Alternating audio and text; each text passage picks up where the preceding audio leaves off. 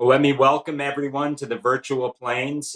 Very excited for today's discussion around securing space and addressing the cyber risk. Couldn't ask for a better group of speakers than we're privileged to have join us today.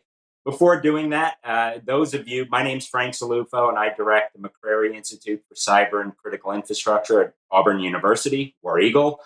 For those of us who follow our work, you know this is not a new theme for us. But what is new is we've collaborated with wonderful partners at the Cyberspace Solarium Commission 2.0 or CSC 2.0, as well as the Foundation for Defense of Democracies. We're also going to be releasing a paper, more on that soon and later. But at the outset, I did want to thank the amazing work by Sharon Kardash on my staff, Kelsey Shields on my staff, of course, my co-author, Mark Montgomery, who we'll be hearing from soon, and the amazing staff at FDD, led by the one and only Annie Fixler. So without further ado, I want to jump into the conversation. To kick us off, we're going to have Mike Rogers framing a number of the pressing issues facing our country right now. And as everyone, I think, viewing knows,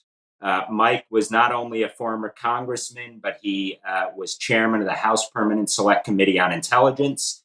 He is a true leader on national security issues. I think we first got to interact around the early Huawei discussions, and in the words of Mark Twain, whereas history may not repeat itself, it tends to rhyme. I think we have a lot of similar challenges we're grappling with today. Mike came to Congress as a former Army officer and an FBI agent, and really thrilled to have you join us today, Mike. And your voice, I think, is so important for our country to hear. So what I thought I'd do is, rather than jump right into the discussion, I'd love to have you frame the issues. Obviously, where the Communist Party of China is in some of these issues, and more broadly, why are we where we are, and what do we need to do to get to where we ought to be? So, pretty broad question there. Well, thanks, Frank. Thanks for the great work that you're doing there at Auburn. It's incredible. I think there may be a Rogers wing in Auburn, mainly because my brother put all four of his children through Auburn University. I told him, you should at least have a wing named after you for that amazing feat.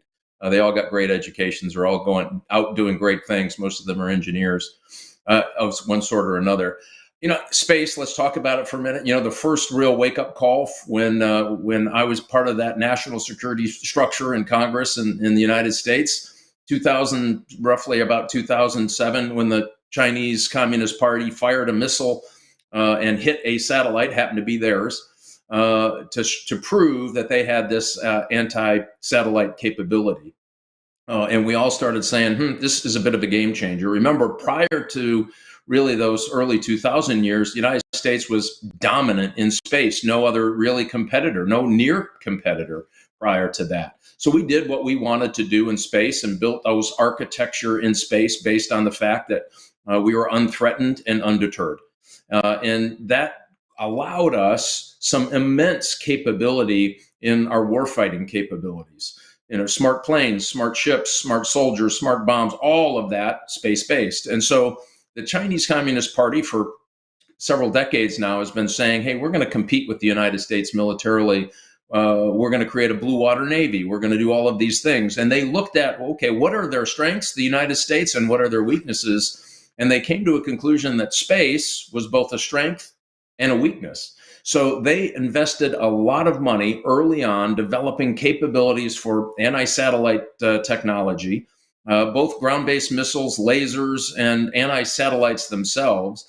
And I don't, again, not to stir up a vision that this is about, a Star Wars type fight in space. It's think of it more of a bulldozer pushing a satellite off its course, or sapping its fuel, or destroying its sensors in a small but effective way, is what you're going to see in the near term. And China has stated in that near term they'd like to control space between Earth and the moon. Lots of strategic reasons to have that happen. And so when we started looking at this, it was hard to get people's attention, even in the US government, about, hey, we have this big and growing problem. And I'm not talking about the folks who are doing the work every day who could see this happening. I'm talking about the investment that it was going to take in a couple of things in the United States. One, we needed to make an investment that also protects the very expensive things that we were, firing up on rockets into space. Really expensive operations. Are we doing enough to protect those assets in space? How do we protect those assets? How do we protect assets that are already up there that don't have new technology that allows them to do to protect themselves in a case of someone trying to get that satellite out of orbit in any way? Are we resilient enough? Can we fire up an architecture in low Earth orbit fast and quick so that if somebody wants to take out some of our capability in low Earth orbit, we would have the capability to very quickly create a new architecture, fire up a new satellite, get things to happen at almost real-time speed? Are we ready for that? Have we developed that? And now you have commercial space integrating with our military and security infrastructure in a way that I think is very positive, but it also has some challenges and some hurdles that we're going to have to get over, mainly because we've inherited this legacy system of space that said, hey, we're unchallenged and undeterred. This seems crazy to me that we may have to have bodyguard satellites, which some people are calling them, which may be a very real possibility, very soon, to make sure that we can maintain capabilities. And then you just go right down the list from that, Frank. The cybersecurity threat isn't necessarily just disruption, and certainly that's a concern. But what happens if the information that is coming down has been corrupted in some way? And so your positioning system has you in one place, and the folks who are making battlefield decisions or seaborne decisions are getting information that has that battle group or that ship or that submarine in a very different place, because they've been able to, through cyber attack, been able to disrupt the information flow and insert packets in there that lead to bad decisions on both the sea and land and other places.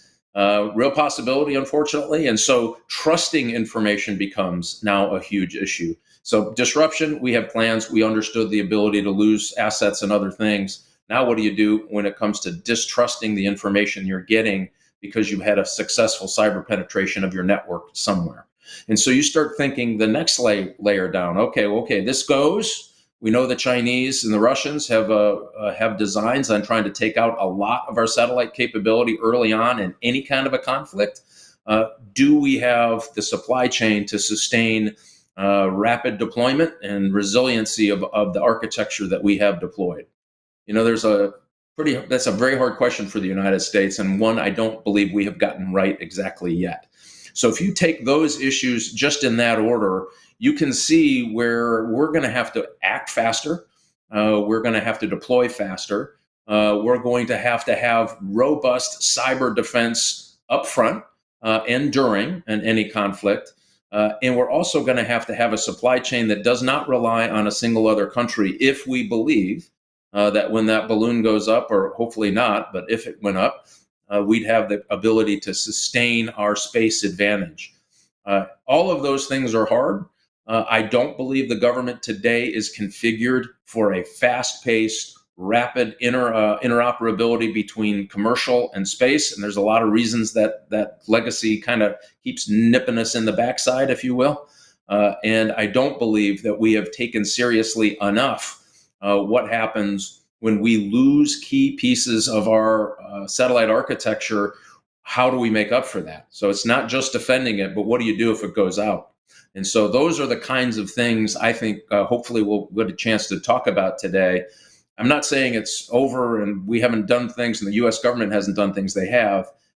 China moves at a very different pace. When they show up, the whole family's there, right? In the US, we don't quite do that, right? So when they show up, they have the diplomacy arm, the economic arm, the military arm, the intelligence arms, all shows up with them, hand in hand. They skip down the street together.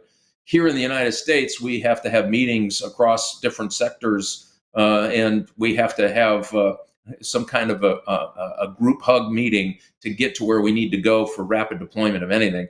We have to change that.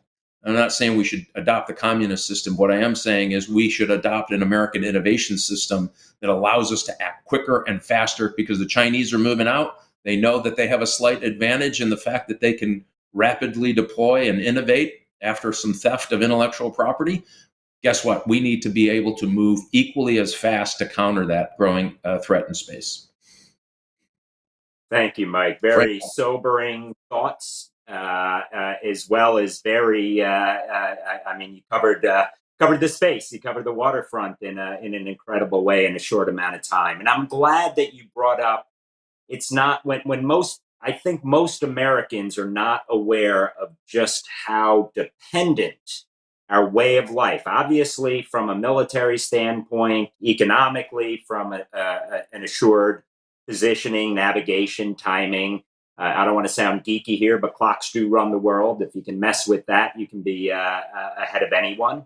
And we need to invest accordingly. Now, our report does touch on some of the streamlining process, which I think is, I'm glad you brought up, as well as sort of harnessing innovation in the commercial sector rather than treating them as the stepchild, having them as a genuine partner in all of this. And that's where I think we can leapfrog anyone when we put our heart to it and our minds to it. But I would be curious in terms of, I see behind you your chip war, the book, and when we look at semiconductors and we look at the dependence that the whole world has on Taiwan in terms of production, and obviously the potential implications of what's going on in the South, in the South Sea, and the like.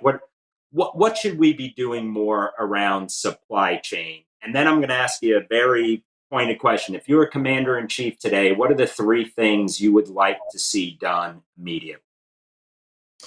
Well, in writ large or related to our topic? That's a very big related question. To our topic. Related to our topic. Yeah. I have 3 things and just about everything, as my wife would tell you.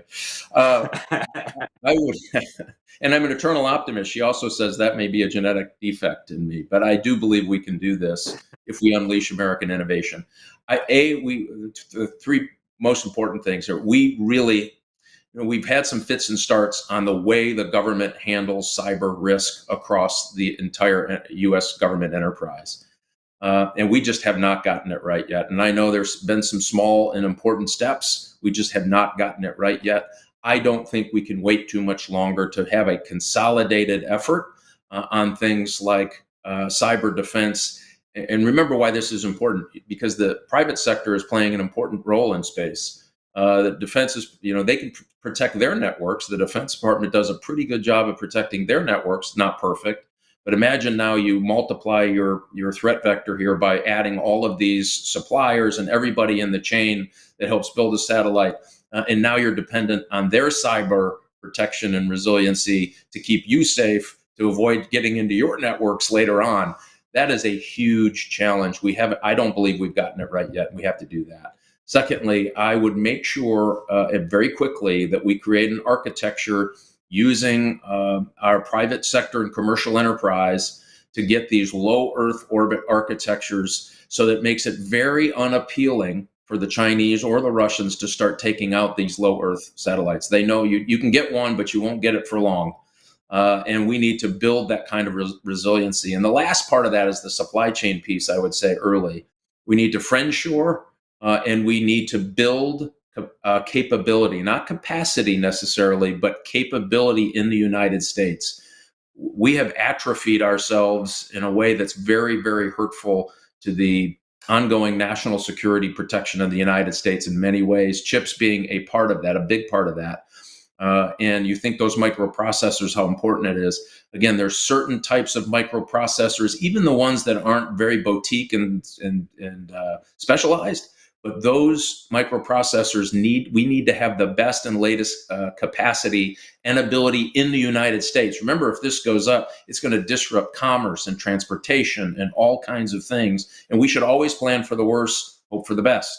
And matter of fact, work for the best, not hope for the best. And so in that process, we need to make sure that we have that capacity.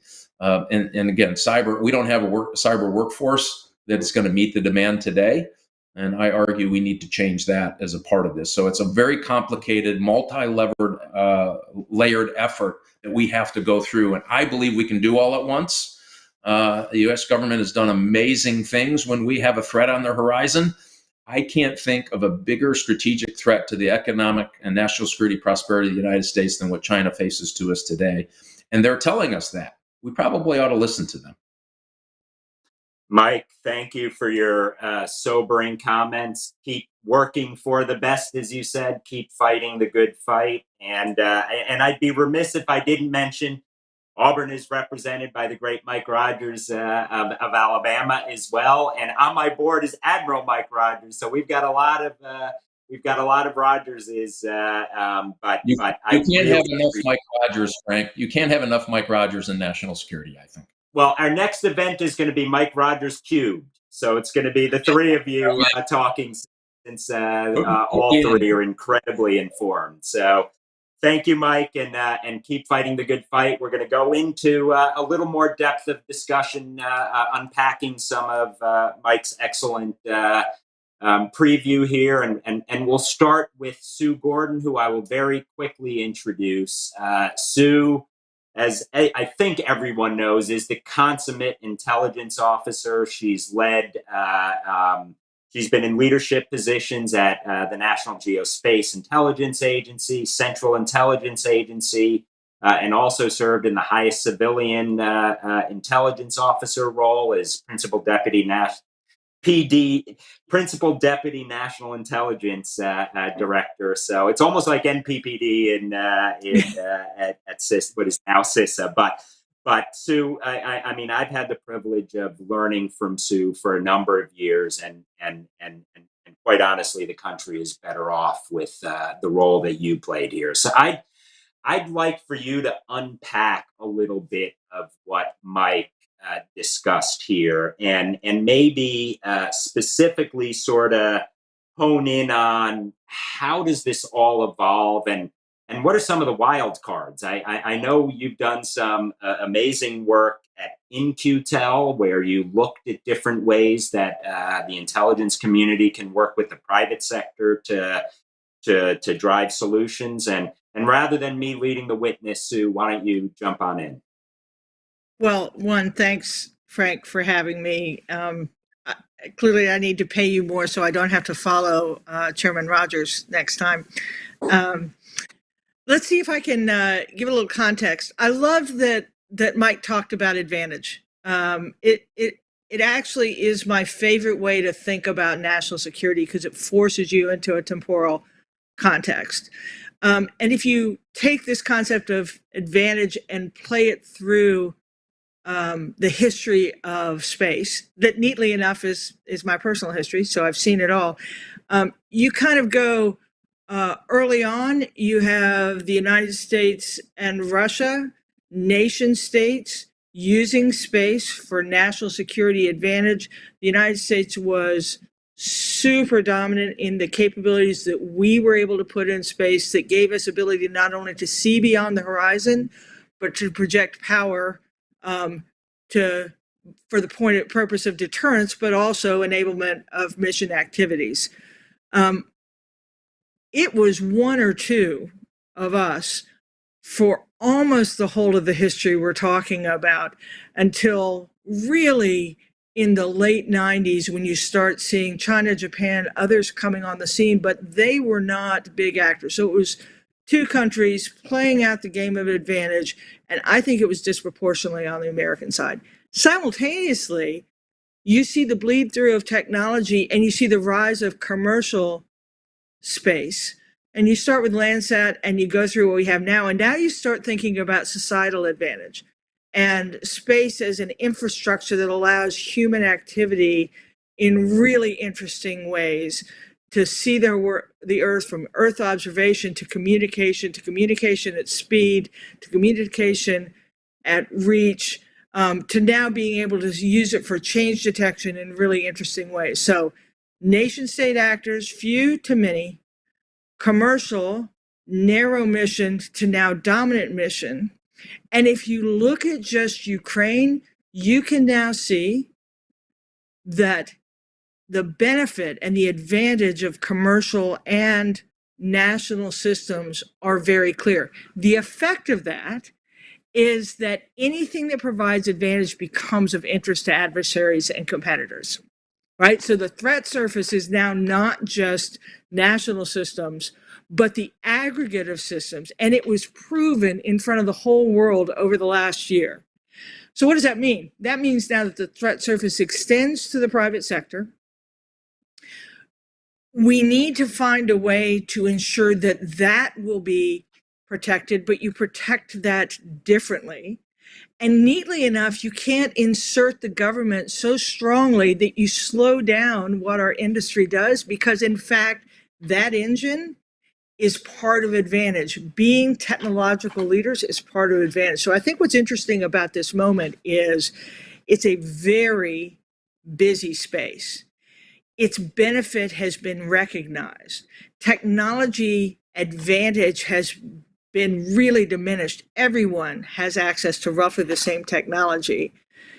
The control of it extends beyond governmental control. And so the security of it, which is disproportionately important to free and open societies, has to be shared between the private sector and the US. And so how do we get awareness and investment in security without retarding the innovation engine that has served us so well and well over the course of time? So I think it's just a really interesting moment to think about how you do that effectively. And we could talk about the intersection of space and cyber. They're very similar arcs of advantageous and adversarial use of that space.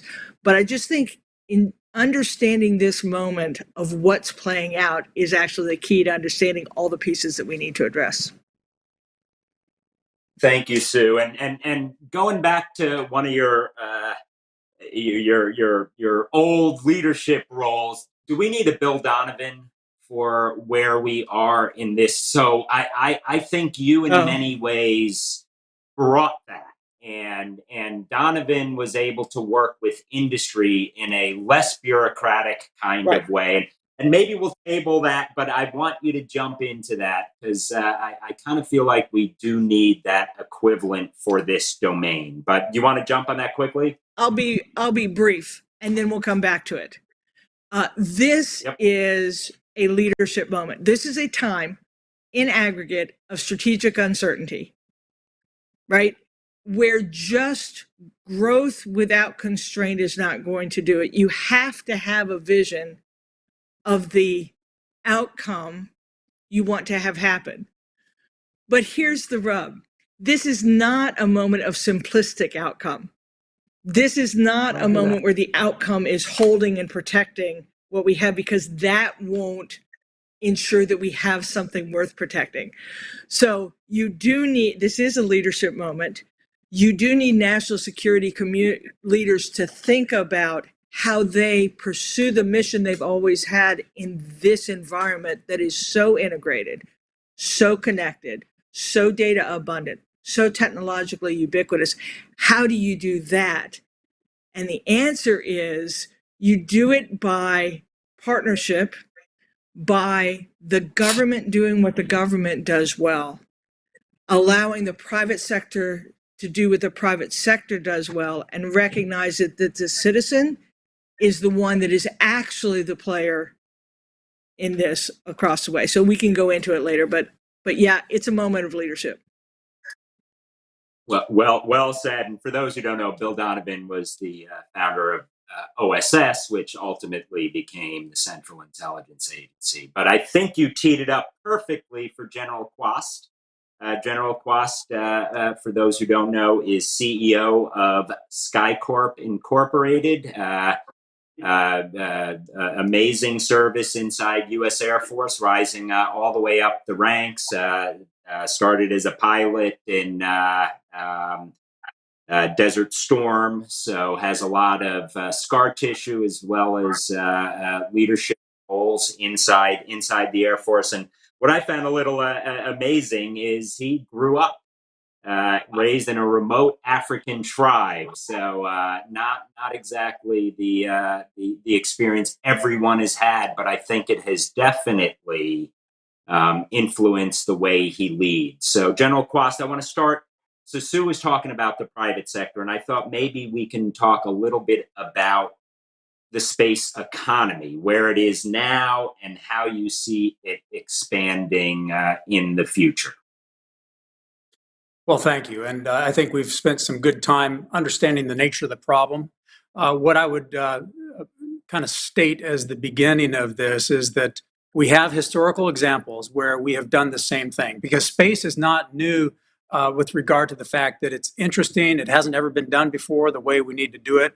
And it's important to realize that, as I went from the national security role in uniform to the commercial private sector as a CEO, it's based on this understanding that all national security is economic, and that the government's role is to protect the industrial base to be stronger, more affordable, more agile, and faster than the competition, no matter where that competition comes from. And sometimes it'll come from one state, sometimes it'll come from another. So ultimately, this is about stoking the fires, as Sue and Mike both said, of the industrial base, the commercial sector, the private sector, and allow the government to put its thumb on the scale in just enough way to help. And the two examples I'll cite is when we were deciding whether we should have a Navy or not. And our founding fathers wrote in the Federalist Papers for years arguing that point. We decided that we needed one because of the commerce of the open oceans and the need to be able to protect our economy. When airplanes were invented, the open skies economy of transportation and logistics transformed the world. And what did the government do in both of those situations? They stoked the shipbuilding industry and the fueling stations in the Pacific and the Atlantic, and the navigation and all the technologies that are in the layered approach to dominating the open oceans for the commerce and the benefit of all countries, to include America, because it lifted all boats, no pun intended. When the airplane was invented, look at what the American Congress did to stoke the aviation and the aircraft building industry. So many examples, the Boeing 707, all of these examples. And both of those were just like space, where there are multiple technologies that were groundbreaking. So in space, we have, things such as artificial intelligence, and we have things like quantum, and we have things like laser communications, and all of these nuanced technologies. The journey ahead can be simplified by the government partnering, as has been said, with private companies and industry to stoke the industrial base. And our young engineers and scientists will just knock the ball out of the park with all of these inventions that bypass the architecture we have. Because the architecture we have right now was never built or designed to be fast, to be affordable, or to be resilient. I mean, think about that. It was never designed to be fast, to be resilient, and to be affordable. It's just like the internet was never designed to be secure. It was designed to be open so everybody could benefit. And then evil people started using it for bad things. The same is true with space. We can't try to double down on the current architecture and make something secure, fast, and affordable that was never designed to be secure, fast, and affordable. We need to let the industrial base bring us those clever solutions that only business people will think of. Only these young engineers and coders, hardware, software, logisticians, rocket scientists, they're the ones that can bring the capabilities faster, cheaper, and more resilient to the government, to include rapid access to space. So you can have a fulfillment center somewhere where if you need a new satellite to develop a capability, it's in orbit within an hour and not months or years, which is the current battle rhythm or pace of space. So I'll stop there, but the economic foundation is key, because without a strong economy, no competition can be successful with any other country. Because wars, the American way of thinking about war is this decisive battle. and we win and we go back home. That is not consistent with human nature. It is not consistent with history. Struggles between values of different worldviews, different cultures, is a long slugfest of economic power. And if you can't do it cheaper and for longer than your competition, you will eventually lose, because humans are stubborn. And China is not going to change their mindset. And America should not change its mindset, where we value every human being, no matter where they were born, what they believe, as long as they respect other human beings. This is the game changer in the history of mankind that starts with our Constitution. And that's what space is fighting for. Space is the saving grace for American culture. And it grows the economic pie as we watch a global slowdown with 8 billion people. This grows the pie so that industrial base in space can bring unlimited information, unlimited energy, and unlimited resources to people on Earth and people in space working. That's the promise that we're talking about. And it's that simple. Don't overreach, government. Put your thumb on the scale like you did with the Panama Canal, with shipbuilding industry, with the aviation industry. That is the key. Hey, General, you dropped a whole lot of knowledge there, and one question and how you ended. I do want to pick up that discussion with others as well.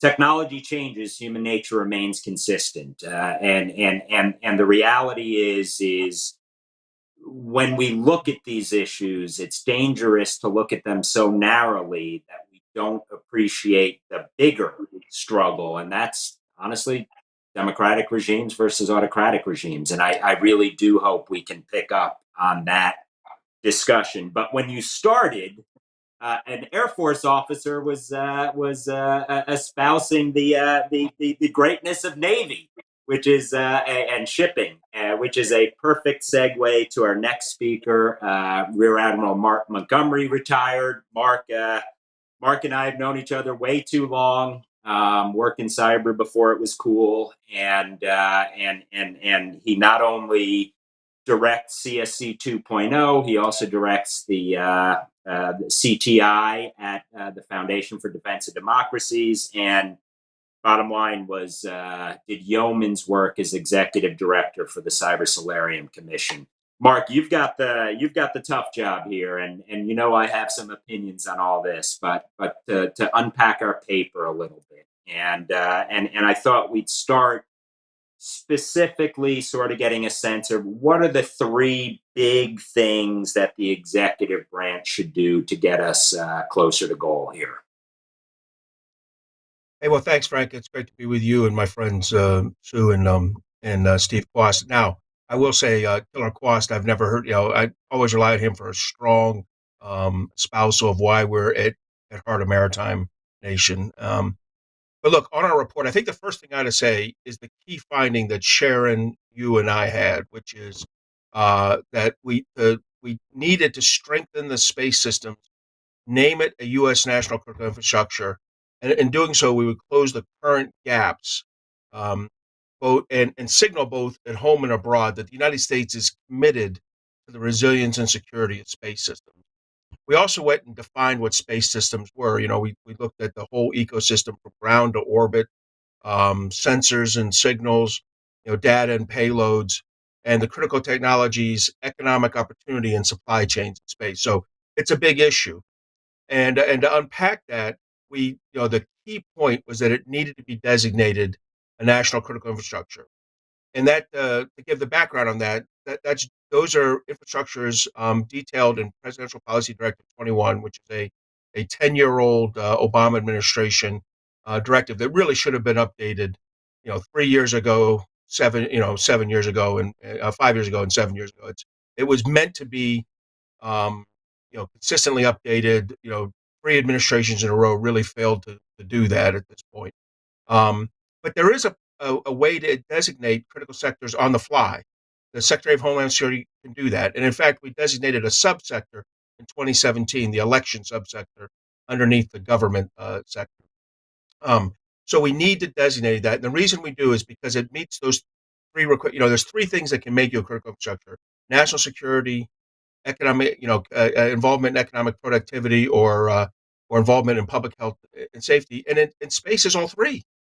We clearly need that. So the first and foremost thing I would say is we need to designate we need to designate space systems a national critical infrastructure sector. And I don't think we should wait for the rewrite of PPD 21 that the Biden administration is promising, because they're good people working hard, but they say things like, "We'll have a new PPD 21 in September." My answer to that is, which September? Because I don't think it'll be this September. We can do this now. The Secretary of Homeland Security can send to the president through the National Security Advisor and the Homeland Security Advisor a request to designate it. And I think that should be happening now. So the very first thing we have to do is that, and tied to that is, which federal agency is going to be the lead for supporting it, because that is a key element of PPD 21. There were a lot of ideas in here, and for sure, no one agreed on any one. There was not a consensus. But we looked at it hard, and I think the area where we landed was the right one, which is that you need a sector risk management agency for the overall sector that's NASA. I think they're uniquely positioned, have the relationships. They really get at that economic, they get at at all the different elements, national security, economic productivity, public health and safety of this issue. And, but I do recognize that, like many other sectors, transport, energy, we need subsectors, and there needs to be a Department of Defense a sector for defense and intelligence issues, probably managed by the Department of Defense, as they do the Defense Industrial Base.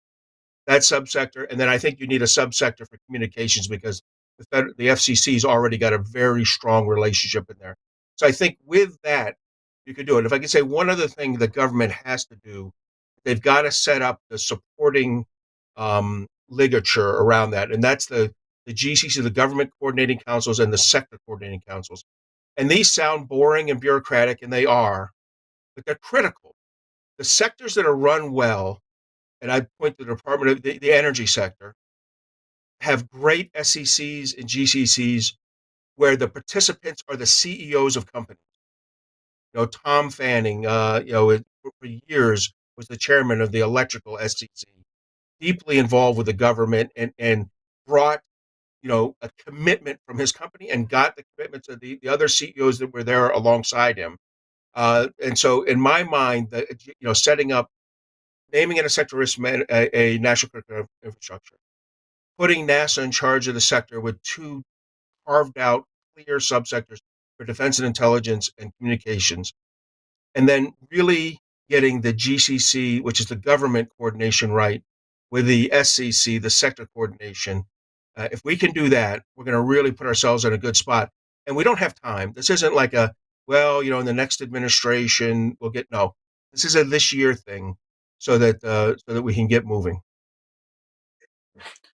Hey, Mark, just to underscore, this is not an academic exercise. This actually has real implications in terms of designation and prioritization, not only signaling to industry, which I think has to be integral to the way forward, but also to our allies and to our adversaries. We're putting a few markers in the sand with this. Yes. No, exactly that. To me, it's the achievement. It's what you get out of creating a critical infrastructure, and it's the signaling to industry that we're serious here. Industry's asking for this sort. They're not asking for NASA or DoD or FCC. They're asking for engagement, and they're asking for the government to be more involved in these. And I'll tell you, I love the Space Council. I'm glad we create the National Space Council. I'm glad we created it. But I worked at the NSC for 3 years. You worked there in the White House. You know that you can coordinate things from the White House. You can't do the blocking and tackling of leading. That's done by agencies. That's done by the DNI or the Secretary of Defense or the Secretary of State or the Homeland Security Director. That is who gets things done. The White House is, in theory, an agile, streamlined organization to coordinate. I had to choke a little bit of that down as I said it, but it's an agile, streamlined organization to get the president's intent transmitted to those federal agencies. And the Space Council sitting at the White House like that can communicate that. It can't lead it. The leading's got to come from your sector risk management agency, and as I said, the GCCs, SCCs. And look, and NASA, they can do this. There's some things we're going to have to do. We'll talk about that, but to me, that is the critical role. Thank you, Mark. And I want to pull Sue and Steve in on this discussion, and then I want to pull the thread on Steve's points versus autocratic, democratic, because I know that that's something Mike Rogers has been very eloquent on. But before we go to that set of questions, when I came into this study, I immediately thought of the Title 10 and Title 50 equities, and I thought this had to be DOD. And the reality is we got great input from some of the top subject matter experts, and I want to thank them in terms of the folks we interviewed across the board on some of these issues. But where I ended up was, yes, the Title 10, Title 50 national security mission is critical.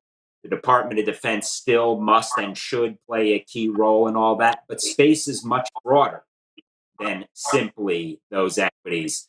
I mean, Sue, Steve, we'll start with you, Sue. I'd be curious what your thoughts are on that, because I ended up in a very different place. I normally know what I want to write before we jump into something, but in this case, I pivoted. So I'd be curious. We all pivoted, and when I say that, all of our authors. So, Sue, Steve, what would you think on this? So I'll jump first, and then Steve, you fix it and make it better. Let's see. In 2023, national security includes economic security, right? It includes the systems we're producing, the commercial systems, how you protect, how you assure, how you create advantage is not the same as it was in 1947 or 1963 or 1996 or any of those years. How you assure national security now must go through economic security, must involve participation with the commercial sector, cannot be controlled in the way you control purely governmental assets. And so I think you're right that we have benefited from defense and intel leadership over all these years, but they have a particular view of how you maintain advantage. We need to include what commerce is doing, what transportation is doing, what NASA is doing, how we protect the companies and the advantage. So I think you're right that it cannot be just left to the department or the national security community as narrowly defined in order to ensure that we have advantage in this space. So I think your instinct to try and come up with a way to do that is good. I think you've done that by this consortia approach, which everyone will worry about because that isn't the strong suit of the government. What I would hope is that this consortium recognizes the imperative and then does a little bit what the SEC did back in the 30s, which says we're going to set the imperatives and the standards, but we are going to allow the private sector to input how we achieve that. And so you'll get this benefit of the government setting the framework and the standard and the private sector saying, okay, here's how we can meet that. So I think you're on the right track, but it's going to have to go beyond just a governmental solution. It's going to have to include them. Well said. And yes, we've been long on nouns, short on verbs on a lot of these issues. And if we don't pull the private sector in, not only a seat at the table, but a front row seat at the table, hand in glove, I don't think we get that far. General, I'd be curious what your thoughts are on all this. Yeah, for me, this really starts with a recognition by the executive branch and the legislative branch that we are in an economic competition with other great powers that want their values to be the dominant predicate for the economic global enterprise. And so it's not yet. We all of us on this panel have lived through leading change. This disruptive reality that new things threaten old models of business and governance, regulatory, statutory. And so things need to change, and nobody likes change. So for me, the three things we all need to focus on if we want to do this is one, the recognition that we've got a competition on our hands that could threaten our ability to protect our society, our economy, and our government. And the second is the leadership. When you look at historical examples where we had to insert capability that was going to be disruptive to a certain component of our government or our economy, you needed to pick leaders that know how to lead change in large bureaucracies. You need to have the money protected by the top level of the executive and legislative branches, so it doesn't get swiped away by an appropriations act at the last minute. And you need the person to be protected, the leader to be protected. When we were trying to usher in the triad to combat the fact that Russia had built a nuclear bomb and was building rockets to launch those in intercontinental ballistic missiles. General Schriever was put in charge of building those rockets for America, and the first 13 rockets blew up. And the only reason that money didn't get stolen from him after the second rocket blew up was because he played golf with President Eisenhower. Okay, now we don't need to play golf with the president, but we need that recognition. And Congress, he had allies in Congress. Without Congress and the White House on board, without the right leader of courage that knows their way around the bureaucratic knife fights in the back alleys, in committees and in meetings that take place, and without a personal protective ideology where they pick the right leader and they protect that leader to achieve success, without those three components, no matter where you put this, no matter how you divide it up, it will fail. So we need to move fast, and the only way to move fast is the right leader, the right money protected, and the individual leader protected by the executive and legislative branches. Thank you, Steve. And Mike, I want to bring you in because I think you have a hard stop soon. But Steve brought up the cultural sets of issues, and I always grew up thinking the American way, the democratic process is the only way, and I still believe it is.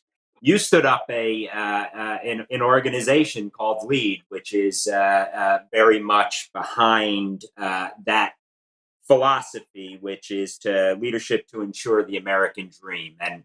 And when you really get down to it, the secret sauce, the ingredients that make the American dream so unique is not just the traditional hard edge of power, but all the other innovative components that let us lead. Is this hyperbole?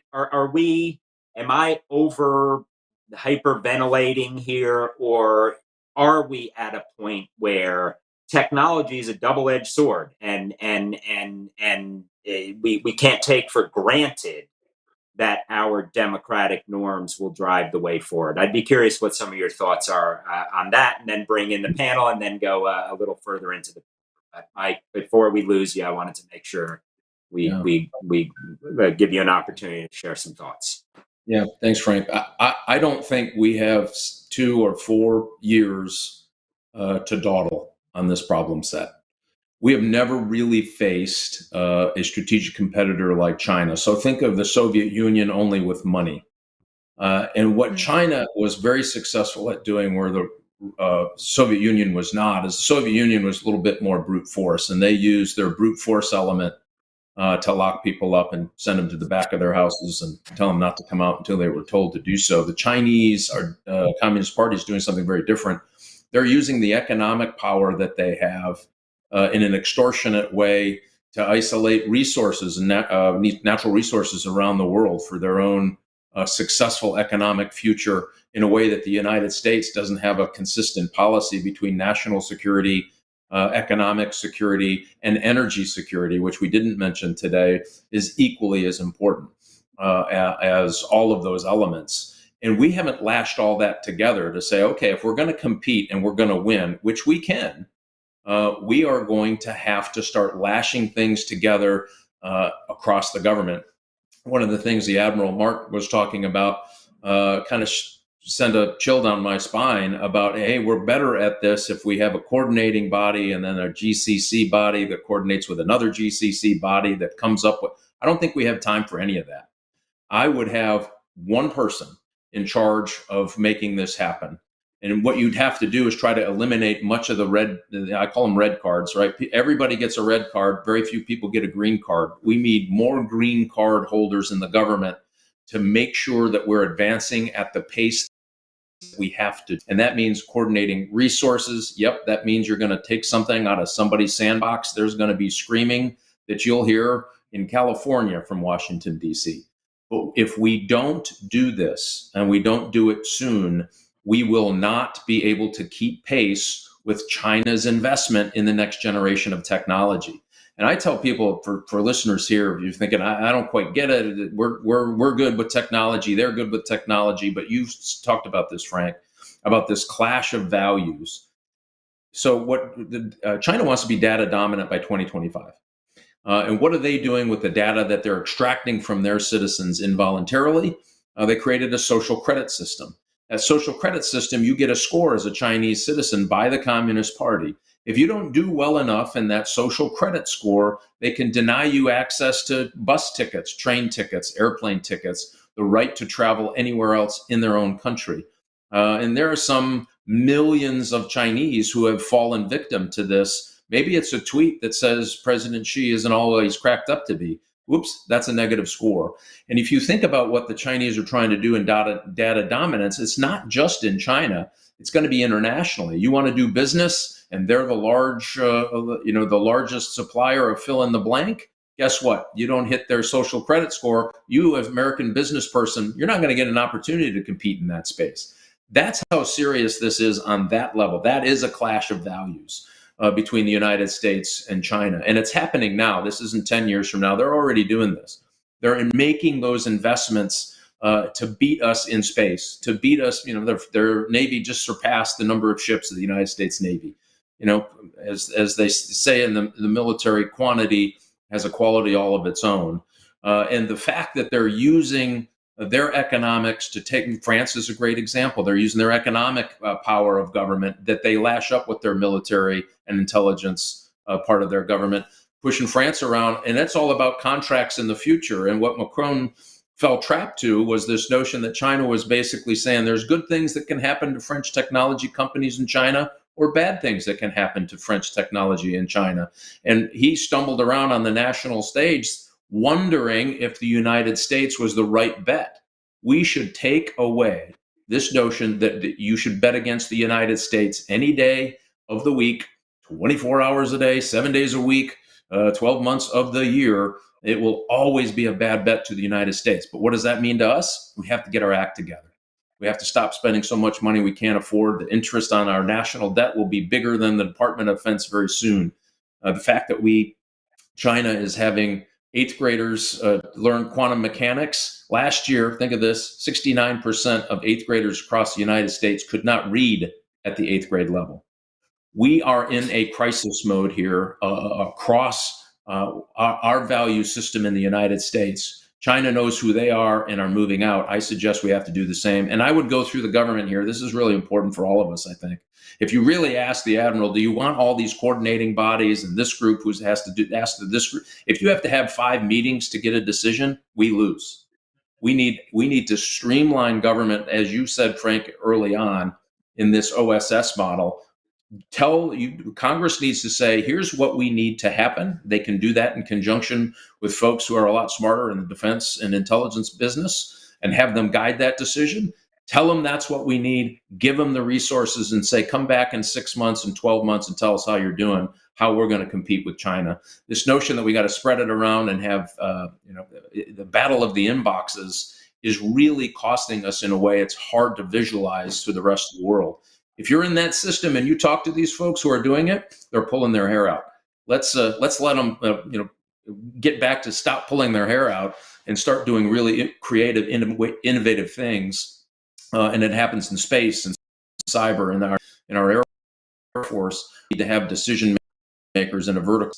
getting these things done. And then maybe, after we win this technological battle, if they want to go back to the battle of the inboxes, which is a very American trait, let them have at it. But until then, we have got to get our act together. We just don't have a lot of time on this.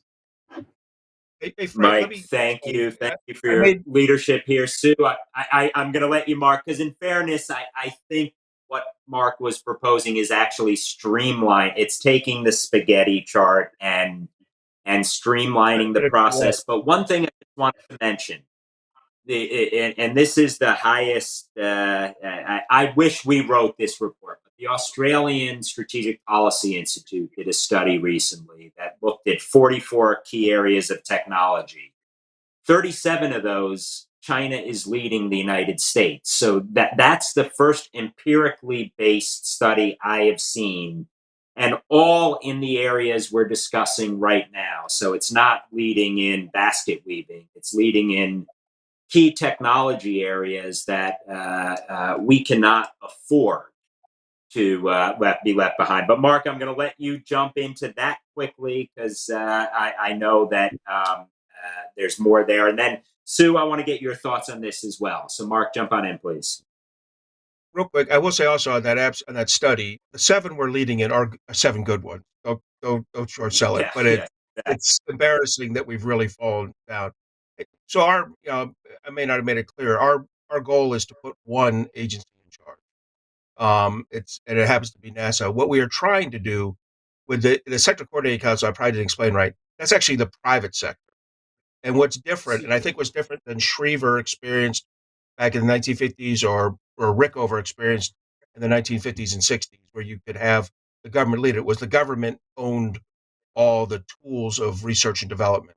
Nowadays, I think the private sector is actually in a much better position to provide the guidance to provide advice and counsel. So the one thing where I would say, before I had a strong leader move out, the group he needs to talk to or she needs to talk to is that Sector Coordinating Council. And that's where, and we've seen that, like I said, in energy with someone like Tom Fanning, because what happens after he provides his advice is he then helps implement it within the industry.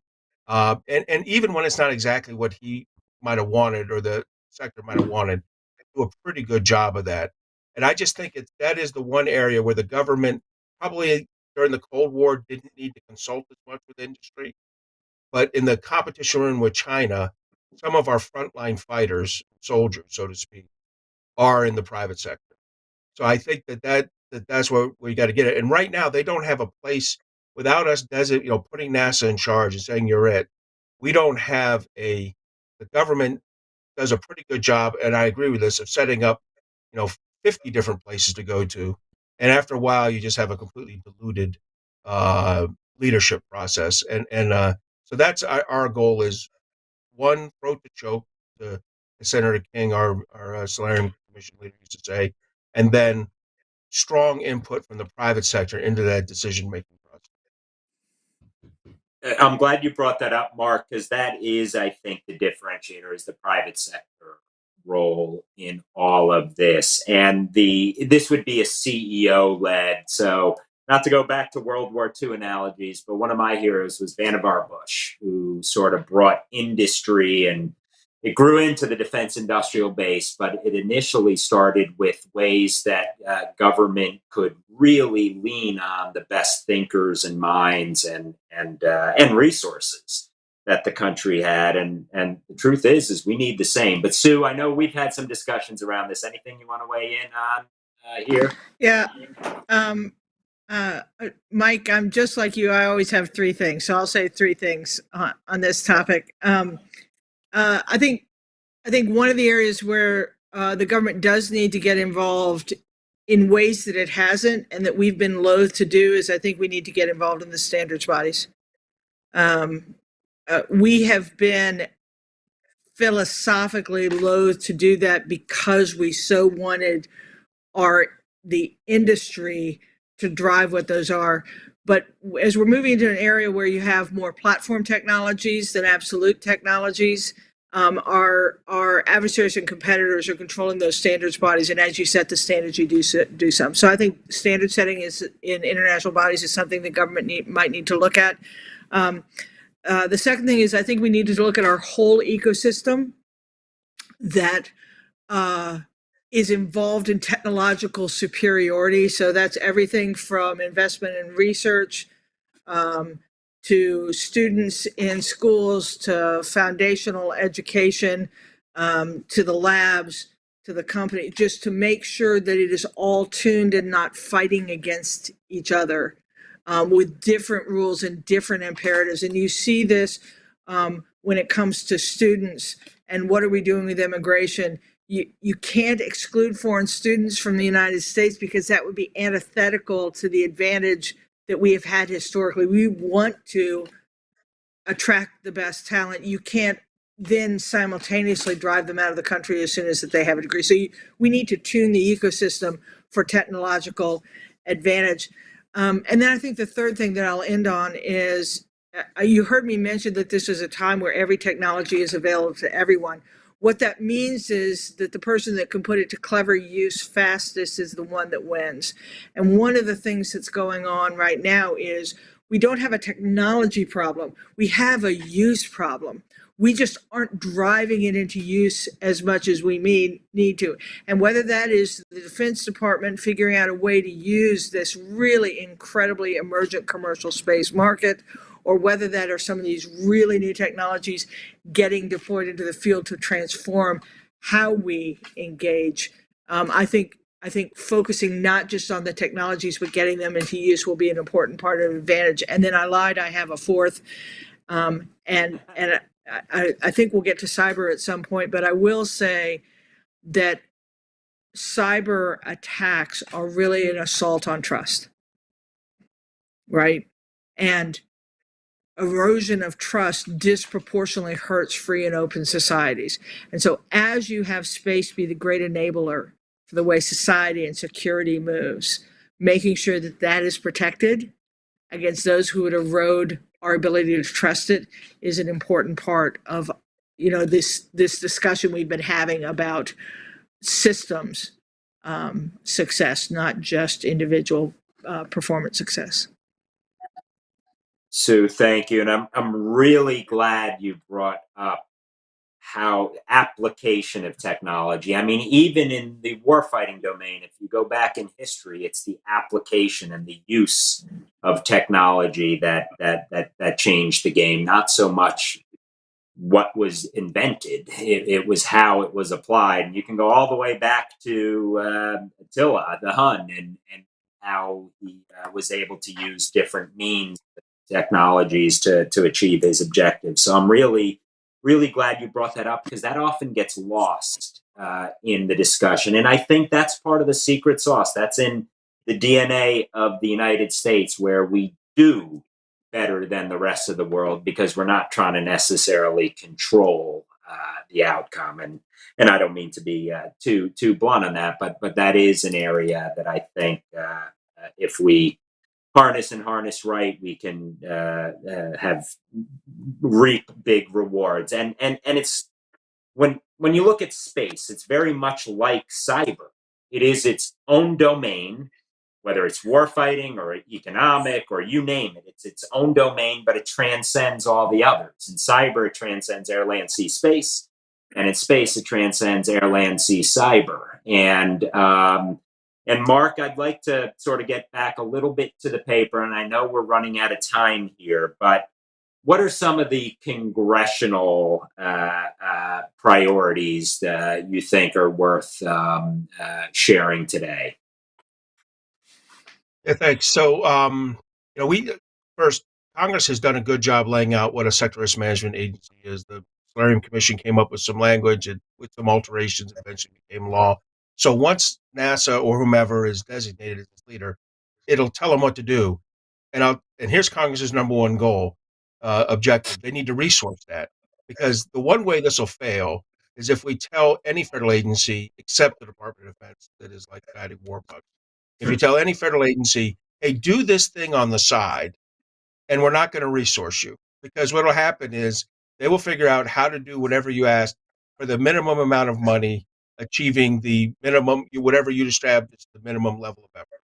So what Congress needs to do, I think, and the way we are, and I know McCrary is the same way. We put a number down when it's time, and so we said first year needs to be $15 million, but it really needs to build up to $30 to $45 million.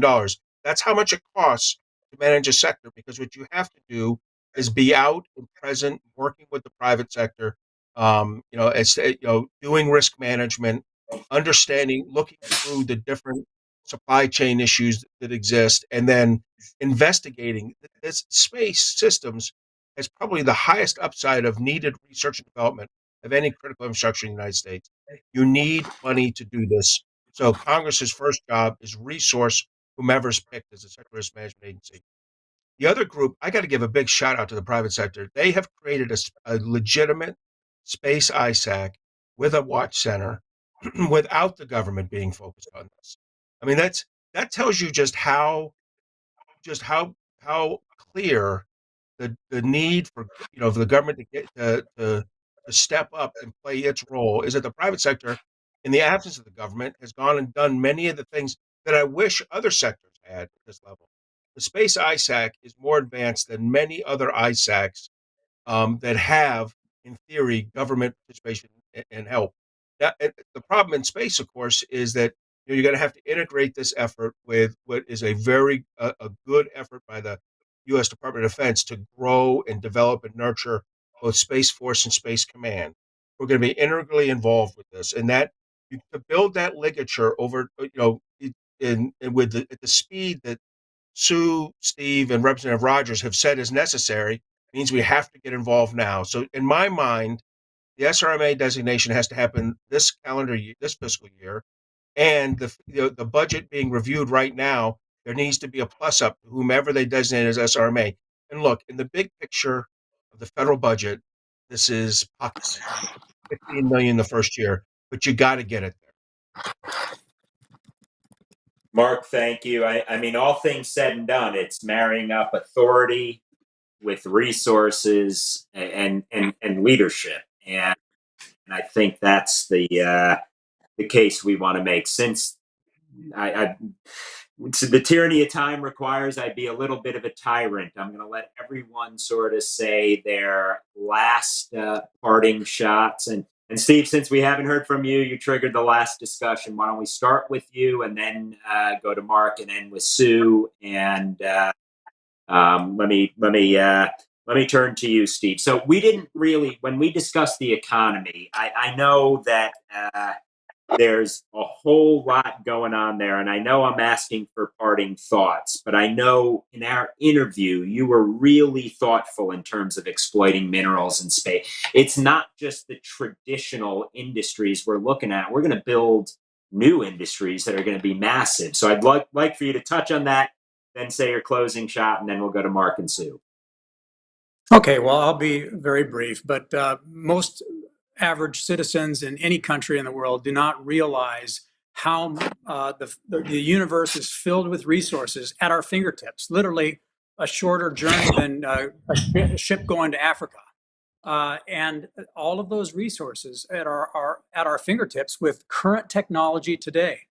It is profound, whether it's mining that, turning it into 3D printing material that can be 3D printed in space or on Earth.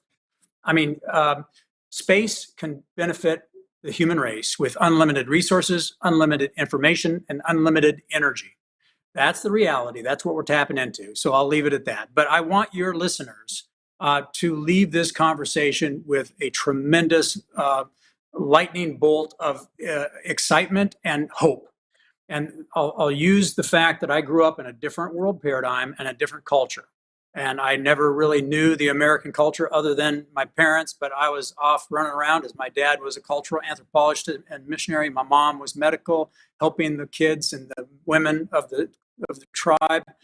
And when I came to America and I saw this free society and this Constitution, this is why I joined the national security arena. And I will tell you, having traveled the world and lived around the world and been a student of culture, history, human nature, and how technology changes history, everybody else in the world fears America. And if we want to get out of this, we build on our strength. And why they fear us is because we can innovate our way out of any problem. Economic, military, informational, you name it. We are the most innovative culture on the planet because we believe that the respect for every human being is in their brain and in their heart, not in their money or their status. And we don't pick winners and losers based on what we think. We base it on the performance of the idea. This is why we are going to do well. And I am in the private sector now and the commercial sector. And I'll tell you, the software engineers and the hardware engineers that work for us that are, young, and they understand and they believe in the human spirit, in the protection of people. They are agnostic of culture, but they believe in the values. And they will find a way around all these things. We need to be careful not to pick winners and losers in the government and let our youngsters free. And they will find a way. Business leaders will find a way. Government will not.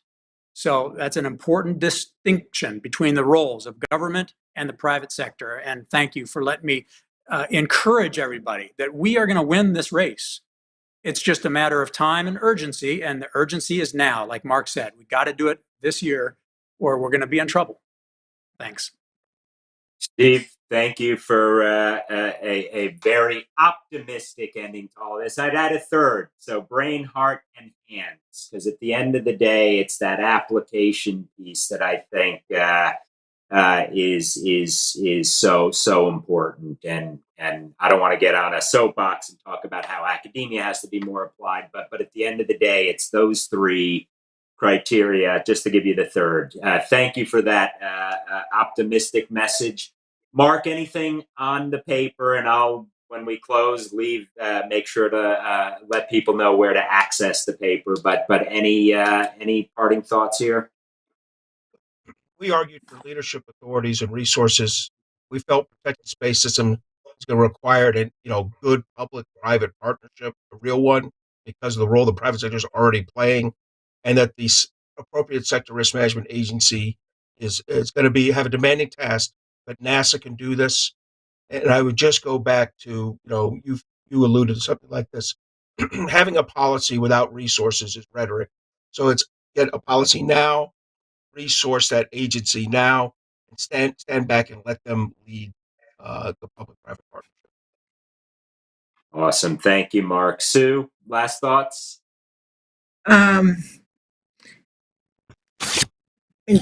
All threats and opportunities are going to go to and through space.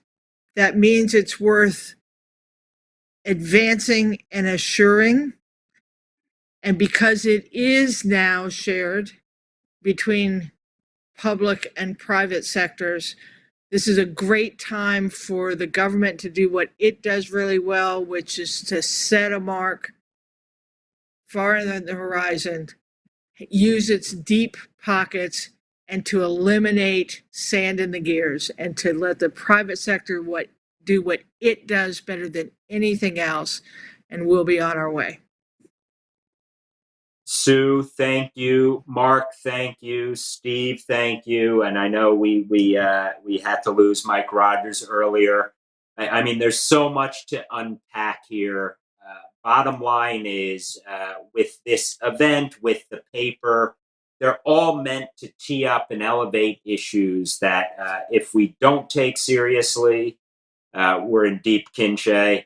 If we do take seriously, we will get out in front of our adversaries and quite honestly, back to the cultural principles of what is all underneath that. Thank you for all those listening in. We had big numbers. Thank you for those tuning in on C-SPAN. And for those that are interested in the paper, it can be downloaded at the CSC 2.0 site, at FDD's website, as well as the McCrary Institute's website. So thank you.